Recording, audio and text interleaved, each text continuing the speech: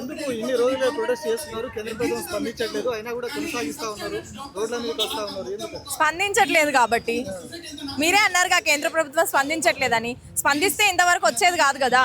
పిల్లలు చచ్చిపోతున్నారు అక్కడ, ప్రాణాలకు విలువ లేదా? అసలు డెమోక్రటిక్ కంట్రీ కదా, ప్రజాస్వామ్యం ఎక్కడుంది? పిల్లలు చచ్చిపోతున్నా కూడా పట్టించుకోని ప్రభుత్వం దేనికా ప్రభుత్వం? యాక్షన్ తీసుకున్నారంట. మొత్తం ఏం యాక్షన్ తీసుకున్నారు?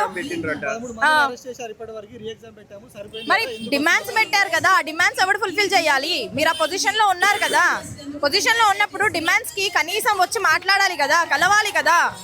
మరి మిమ్మల్ని కాకపోతే ఎవరిని అడుగుతాము? ఆ పొజిషన్ లో మీరున్నప్పుడు మిమ్మల్ని అడుగుతాం కదా. ఇదంతా ఫేక్ ప్రొటెస్ట్. వీళ్ళంతా బయట నుంచి వచ్చిన వాళ్ళు నిజమైన యాస్పిరెంట్స్ కావచ్చు, లేదంటే ప్రొటెస్ట్ చేయడానికి నిజంగా ఒక కాజ్ తోటి బయటికి రాలేదు. వీళ్ళంతా యాంటీ నేషనల్స్ అని చెప్పి మాట్లాడుతూ ఉన్నారు. సరే, మేమంతా యాంటీ నేషనల్స్, దేశద్రోహులము, అసలు పొలిటికల్ ఏజెండా ఏదో ఒకటి అయ్యి ఉండొచ్చు. నీట్ పేపర్ లీక్ అయింది నిజం కాదా? పిల్లలు చచ్చిపోయింది నిజం కాదా? ఇప్పుడు లక్షలాది మంది జంతర్ మంతర్లో వచ్చారు, లక్షలాది మంది దేశద్రోహులేనా? సరే అనుకుందాం, లక్షలాది మంది దేశద్రోహులే. మరి అంతమంది దేశద్రోహులు ఇండియా లోపలికి వస్తుంటే ప్రభుత్వం ఏం చేస్తుంది? గడ్డి బీకుతుందా? ఎలా వచ్చారు దేశద్రోహులు అంతగానం ఇండియా లోపలికి? ఎవరు తీసుకోవాలి రెస్పాన్సిబిలిటీ? మరి ఏం చేస్తున్నారు మీరు?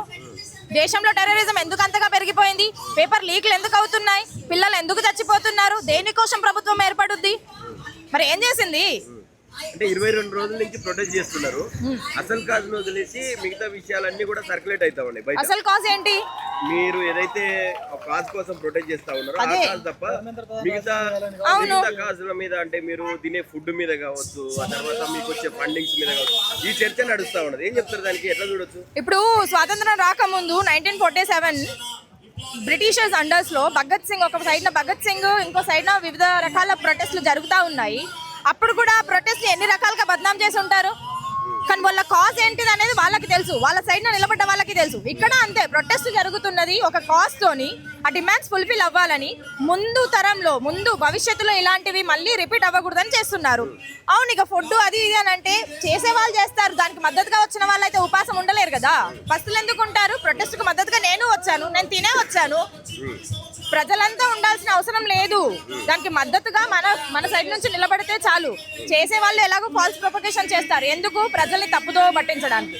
తప్పుదోవ పట్టించలేనప్పుడు, ఇది ఇలాగే శాంతియుతంగా జరుగుతూ ఉన్నప్పుడు అది ప్రెషర్ ఎక్కడొస్తుంది? ప్రభుత్వానికి వస్తుంది.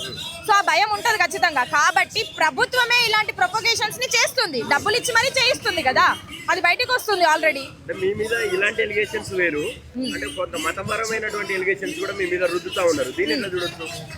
అదే అన్ని ఒక రాజకీయ ప్రయోజనంలో ఎత్తుగడ, అది భాగంగా.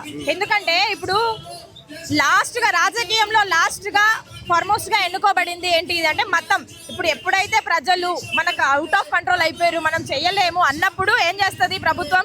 మతాన్ని ఉపయోగించుకుంటుంది. నువ్వు హిందువువి, నువ్వు ముస్లింవి, నువ్వు కొట్టుకొని సావండి, నా ప్రయోజనాలు నాకు వస్తాయి. సో అది ఇప్పుడు కాదు, ఏళ్ల తరబడి నుంచి జరుగుతున్నదే కదా.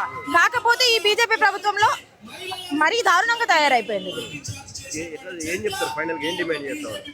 ఏముందండి, ఇప్పుడు ఈ డిమాండ్స్ ఫుల్ఫిల్ అయ్యేంత వరకు అట్లీస్ట్ ఏదో ఒక అకౌంటబిలిటీ తీసుకొని ఆయన తను మాత్రం రాజీనామా చేయాల్సిందే ఖచ్చితంగా. ఎందుకంటే is not to be deserved in that position.